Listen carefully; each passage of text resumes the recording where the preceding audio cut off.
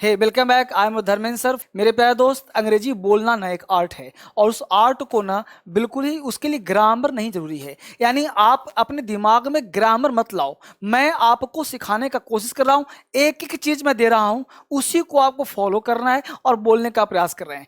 आज हम लोगों का जो मेन थीम है वो बिल्कुल रीढ़ की हड्डी है, यानी is am are. Actually total 24 auxiliary verb होते हैं। इसमें इज एम आर की मुख्य भूमिका होती है, यानी इज एम आर के जैसा ही वाज वेयर भी होता है। अगर आप अंग्रेजी बोलने में इज एम आर को बारीकी सीख लिए कि आखिर इज एम आर का यूज कितना है, तो फिर अंग्रेजी आपके लिए बहुत आसान हो जाएगा। पता है ना, मैं आपको प्रैक्टिस भी आज करवाऊंगा और मेरे साथ आप बोलना भी, बुलवाऊंगा भी और एक एक स्ट्रक्चर भी दूंगा और फिर देखना कैसे अंग्रेजी पानी की तरह बोल लेते हो। ये 2 मिनट का वीडियो नहीं है, ये 8-10 मिनट का वीडियो नहीं है कि आप बस सीख जाएंगे। ये थोड़ा सा मेहनत करना पड़ेगा, आपको मेरे साथ प्रैक्टिस करना पड़ेगा। एक चीज को 4 बार प्रैक्टिस कहते किसको हैं? What is practice?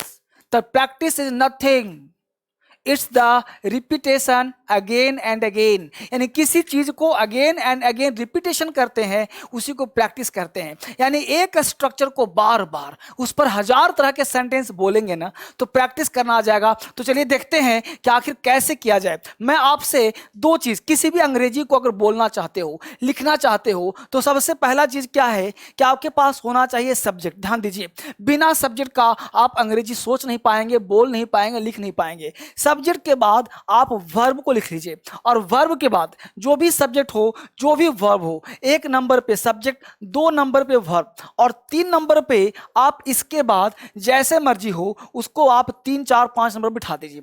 अब कहने का सेंस है, अगर मैं बात कर रहा हूं इज एम आर की, तो मैं आपसे बात करूंगा कि भाई सब्जेक्ट हो, सब्जेक्ट के बाद इज एम आर आपने लगा दिया। अब इज एम आर के बाद, इज एम आर बेसिकली है क्या?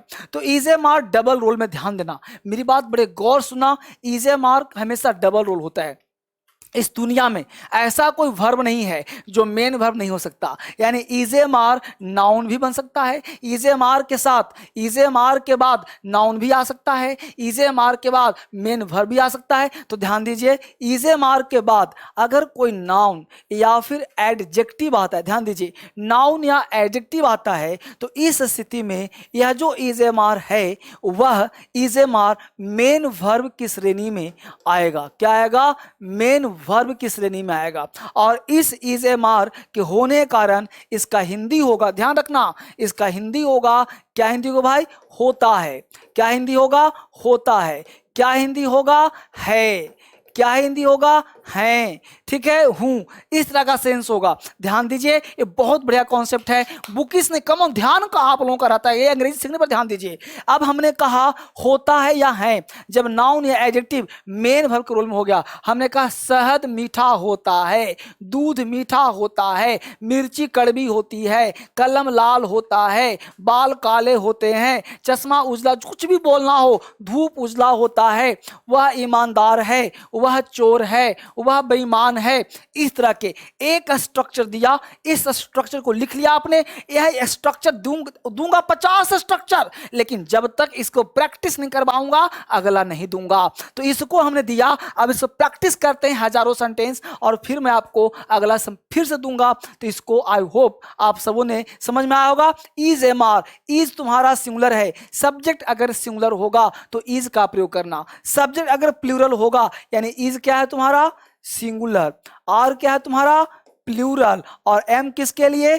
आई के लिए। अब यहां पे कुछ सेंटेंस में दे करके आपको प्रैक्टिस करवाने का प्रयास कर रहा हूं, जो आप जानने का प्रयास करना। हमने कहा मेरा दोस्त उदास है। आप अंग्रेजी सीखिए, यह में देखिए एग्जाम्पल क्या है, बड़ा से बड़ा एग्जाम्पल आ जाएगा, लेकिन छोटा नहीं तो बड़ा कैसे। हमने कहा मेरा दोस्त उदास है। अब देखो सब्जेक्ट, सबसे पहले क्या पहचानना है? सब्जेक्ट। सब्जेक्ट का मतलब होता है कर्ता, जो मेन भूमिका निभाता है। यानी बीच में होता है वर्ब, उसके 2 बाह हैं, वर्ब के 2 विंग्स हैं, एक सब्जेक्ट का, एक ऑब्जेक्ट का। एक सब्जेक्ट का, एक ऑब्जेक्ट का। अब यहाँ मेरा दोस्त जो आता है वो लिखिए माय फ्रेंड, फिर मैं आपको बुलवाऊंगा माय फ्रेंड। अब है हो गया वर्ब, तो है हो गया वर्ब, तो माय फ्रेंड इज। अब उदास, उदास हो गया सैड, जो कि एडजेक्टिव है, तो माय फ्रेंड इज सैड। अब देखिए गौर से, हमने कहा माय फ्रेंड इज सैड। अब बताइए यहाँ पे आपका अंग्रेजी बनकर तैयार हुआ, माय फ्रेंड इज सैड। समझ में आया कि नहीं आया बच्चे, यह मुझे बताइए। तो सबसे पहले क्या लिखा, सब्जेक्ट, फिर इज क्या है, मेन वर्ब सैड, क्योंकि इज मतलब है, तो मेरा दोस्त है उदास। अब समझ में आया ना बात को। आगे देखिए, लड़के नटखट होते हैं, लड़के नटखट होते हैं। हमने कहा कि लड़के नटखट होते हैं। अब होते हैं भी रहे, शहद मीठा होता है, बाल काला होता है, पानी ठंडा होता है, दूध मीठा होता है। कुछ भी बोलना हो आपको तो जहाँ होता है बोलना हो, तो हमने कहा बच्चे नटखट होते हैं, तो होते हैं वर्ड भी होना, वहां पे is am are main verb group में आता है। अब देखिए लड़के, लड़के का अंग्रेजी क्या बोलना है, प्रैक्टिस करवाऊंगा। लड़के के लिए क्या बोलेंगे भाई, बॉयज। बॉयज नहीं बोलना हो तो क्या बोलेंगे सर, चिल्ड्रेन। क्या बोलेंगे, चिल्ड्रेन। देखिए गौर से, चिल्ड्रेन। अब होते हैं तो हैं हो गया प्लूरल, चूंकि चिल्ड्रेन है प्लूरल, तो क्या लगा देंगे हम लोग, आर। और नटखट क्या होता है बच्चे, नॉटी, NAUGHT। तो हमने क्या लिखा, बच्चे नटखट होते हैं, चिल्ड्रेन आर नॉटी। यहाँ पे आपने देखा। अब देखिए गौर से, यहाँ सेंटेंस लिखा चिल्ड्रेन आर नॉटी। क्या लिखा, चिल्ड्रेन आर नॉटी। अब देखिए सेंटेंस बनकर तैयार हो गया आपके लिए, चिल्ड्रेन आर नॉटी। देख पा रहे हो सब लोग, चिल्ड्रेन आर नॉटी। अब देखिए बच्चे नटखट होते हैं, लड़के नटखट होते हैं, बॉयज थोड़ा सा बड़ी उम्र को कहते हैं, चिल्ड्रेन आर नॉटी। अब समझ में आ रहा है कैसे बनते हैं, ये बहुत ही सिंपल है। एक्चुअली ये DSL स्पोकन इंग्लिश है, इसमें 1000 से नहीं बुलवाऊंगा। अब आपको पहले लिखवा दूं फिर बुलवाऊंगा अंग्रेजी। आगे देखिए, आप बुद्धिमान हैं, आप बुद्धिमान हैं, आपका बोलो फटाफट जल्दी से अंग्रेजी बोलो। आपका क्या हो जाएगा, यू। अब देखो यू के बाद है, यू है प्लूरल, तो प्लूरल जब है तो क्या बोलेंगे। अब देखिए यहां पे गौर से, यू, अब यू के साथ आर। अब बुद्धिमान का क्या कर देंगे बच्चे, वाइज, यू आर वाइज। अब आपको समझ में आ रहा होगा कि सर कितना आसान है, यू आर वाइज। अगला देखिए फटाफट, फटाफट देखिए, आप एक शिक्षक हैं, आप एक शिक्षक हैं, you are a teacher, you are a teacher. आप सबको आ रहा होगा, बस मैं लिख करके इसलिए दे रहा हूं ताकि आप सीखो। यू आर अ टीचर, क्या तुम तैयार हो, देख लो गौर से, क्या तुम तैयार हो, are you ready, are you ready. अब देखिए गौर से बच्चे, मैं आपको जो सेंटेंस लिख कर दे रहा हूं ताकि आपको सिखाऊं। अब देखिए यहाँ पे गौर से, आर यू रेडी, यहाँ पे सेंटेंस मैंने दे दिया। अब बोर्ड पे ज्यादा ध्यान रखिए क्या मैं कहना चाहता हूं, आर यू रेडी। अब बोर्ड पे ज्यादा ध्यान रखिए, हमने कहा मेरा दोस्त उदास है, माई फ्रेंड इज सैड। अब एक एग्जाम्पल है, अब आपको प्रैक्टिस क्या कहता है, एक सेंटेंस का 6 एग्जाम्पल, एक सेंटेंस का 6 एग्जाम्पल। मेरा फ्रेंड उदास है, माई फ्रेंड इज सैड। मेरा फ्रेंड उदास नहीं है, my friend is not sad, my friend is not sad. क्या मेरा दोस्त उदास है, इज माई फ्रेंड सैड। क्या मेरा दोस्त उदास नहीं है, is my friend not sad. मेरा दोस्त क्यों उदास है, तो why is my friend sad. मेरा दोस्त क्यों उदास है, तो why is my friend sad. अब समझ में आया ना प्रैक्टिस। तो प्रैक्टिस का मतलब होता है लड़के नटखट होते हैं, चिल्ड्रेन आर नॉटी, शहद मीठा होता है, हनी इज स्वीट, मिठाई मीठे होते हैं, स्वीट्स आर स्वीट, बाल काले होते हैं, हेयर इज ब्लैक। इस तरह से आपको बोलना अंग्रेजी। अब देखिए यहाँ पे लड़के नटखट नहीं होते हैं, चिल्ड्रेन आर नॉट नॉटी। क्या लड़के नटखट होते हैं, आर द चिल्ड्रेन नॉटी। क्या लड़के नटखट नहीं होते हैं, आर द चिल्ड्रेन नॉटी। बच्चे नटखट क्यों होते हैं, why are the children naughty. अब समझ में आ रहा है ना। तो एक सेंटेंस का 6 बनाना हमने सिखाया होगा आपको, और नहीं सिखाया तो इस वीडियो के पीछे जाइए और देखिए, समझ में आपको आएगा। You are wise, you are not wise, are you wise, aren't you wise, why are you wise. समझ में आ रहा है बच्चे। You are a teacher, you are not a teacher. अब कहो सर यहाँ पे ये क्यों लगाया, यहाँ पे ये क्यों नहीं लगा। अब आप पूछोगे कि सर वाइज है, है यहाँ पे ए क्यों नहीं लगाया, और टीचर है यहाँ पे ए क्यों लगा सर? तो मैं बताऊं बच्चे, ये टीचर एक नाउन है, कॉमन नाउन है, और कॉमन नाउन का प्रयोग बिना नाउन के नहीं होता। अगर दिक्कत हो रहा है ना तो डीएस इंग्लिश पे रात के 9 बजे आता हूँ, वहाँ पे जा करके एक वीडियो बेसिक क्लास देख लीजिए, वहाँ से आप पढ़ करके यहाँ फिर से पढ़िए। ये स्पोकन का क्लास है, यहाँ सिर्फ बोलना सिखा रहा हूँ, ग्रामर नहीं पढ़ा रहा। एक बार ग्रामर देख लेंगे वहाँ तो मजा आ जाएगा। तो you are a teacher, you are not a teacher, are you a teacher, aren't you teacher, why are you teacher, समझ में आ रहा है? अब देखिए आर यू रेडी, इसी का हमने एक इंट्रोगेटिव लिया है, क्या तुम तैयार हो, क्या तुम तैयार नहीं हो, तुम क्यों तैयार हो, तुम तैयार हो, देख रहे हो? इस तरह से एक पहला एग्जाम्पल दिया और प्रैक्टिस के लिए सिखाया। अब चलते हैं वापिस, वहीं पे हम लोग चलेंगे वापस। अब देखिए हमने पहला स्ट्रक्चर दिया था कि subject plus is am are plus noun adjective होता है या तय हो का सेंस देता है। यहां तक हमने आपको सिखाने का प्रयास किया। अब देखिए बोर्ड पर नजर टिकाए रखिए, कॉन्सेप्ट नंबर 2, यानी कि subject plus is am are के बाद वर्ब का V1 प्लस ING भी आ सकता है, इसे आप V4 कहते हैं। इसके टेंस का नाम होता है बच्चे कॉन्टिन्यूअस टेंस, कॉन्टिन्यूअस टेंस, यानी इस टेंस का नाम होता है कॉन्टिन्यूअस टेंस। तो आप चाहें तो कॉन्टिन्यूअस इज एम आर, ये तो लॉलीपॉप है, बचपन से आपको पता है कि भाई इज एम आर के बाद V4 लगाते हैं, उसे हम कॉन्टिन्यूअस टेंस कहते हैं। पता है कि नहीं पता है? जैसे मैं पढ़ा रहा हूं, आप अभी 7 बजे पढ़ रहे होंगे तो मैं पढ़ा रहा हूं, आई एम टीचिंग यू, आप पढ़ रहे हो, यू आर रीडिंग, है ना, मैं हंसा रहा हूं, I am making you laugh. तो इस तरह से आप अब इसका प्रैक्टिस करते हैं, फिर आगे बढ़ेंगे हम लोग। अब देखिए मेरा भाई गाना गा रहा है, सबसे पहले क्या ढूंढना है आपको? सब्जेक्ट। तो मेरा भाई क्या हो गया? सब्जेक्ट। तो क्या लिखेंगे? My brother. अब मेरा भाई कितना है? एक है, तो एक है तो क्या आ जाएगा? इज। तो my brother is singing a song, singing a song, my brother is singing a song. वह कल आ रही है, वह क्या है? सब्जेक्ट। ये तो आप सबको आता ही होगा। She is coming, she is coming tomorrow, सबको आता है ना बच्चे? बहुत सुंदर, है ना। मैं कल एक गाड़ी खरीदने जा रहा हूं, ये तो कॉन्टिन्यूअस टेंस बचपन से पढ़ते हैं, हालांकि मैं आपको अलग से पढ़ाऊंगा, अभी पढ़ा रहा हूं इज एम आर का प्रयोग। मेरा फोकस कॉन्टिन्यूअस नहीं है, मेरा फोकस है इज एम आर कहां कहां आता है। अब देखिए मैं कल एक गाड़ी खरीदने जा रहा हूं, क्या बोलोगे आप? बोलो आई, बहुत सुंदर, I am going to buy a car tomorrow, I am going to buy a car tomorrow, I am going to buy a car tomorrow. तो इस तरह से आप बोल सकते हो, प्रैक्टिस कर सकते हो, और देखते हैं कि आखिर और स्ट्रक्चर क्या हो सकता है। चलते हैं पहले नंबर पे हम लोग फटाफट। हमने एक बताया आपको कि is am are, is am are के बाद होती किसने देता है? एक्टिव। इज एम आर के साथ V1 प्लस ING कॉन्टिन्यूअस। या पढ़ते हो ना, मैं पढ़ा रहा हूं, आई एम टीचिंग, मैं नहीं पढ़ा रहा हूं, आई एम नॉट टीचिंग, क्या मैं पढ़ा रहा हूं? एम आई टीचिंग, मैं क्यों पढ़ा रहा हूं? व्हाई एम आई टीचिंग, क्या तुम पढ़ रहे हो? आर यू रीडिंग, क्या तुम नहीं पढ़ रहे हो? आरंट रीडिंग, तुम क्यों पढ़ रहे हो? व्हाई रीडिंग, है ना। इस तरह से आप सेंटेंस बोल सकते हो। I am writing, I am not writing. तो आपको प्रैक्टिस करना है, एक सेंटेंस खड़ा होकर बोलना है, दिमाग में लेना है कि मैं कल तुमसे मिलने आ रहा हूं, I am coming to meet you tomorrow. मैं कल तुमसे मिलने नहीं आ रहा हूं, I am not coming to meet you tomorrow. मैं कल तुमसे मिलने क्यों नहीं आ रहा हूं? Why I am not coming to, है ना, मीट यू टुमारो। इस तरह से आप सेंटेंस बोलने का प्रयास कर सकते हैं, बेहतर बोल सकते हैं। चलिए आगे देखते हैं कि इज एम आर के साथ और क्या क्या आ सकता है, वो ध्यान दीजिए। इज एम आर के साथ और मैं बात करूं आपसे, तो इज एम आर के साथ 2 प्लस V1 का प्रयोग भी कर सकते हो। ये 2 प्लस V1 क्या होता है भाई? तो ये 2 प्लस V1 जो है, ध्यान देना, ये 2 प्लस V1 जो सेंस देता है, ये वाला वाली का सेंस देता है।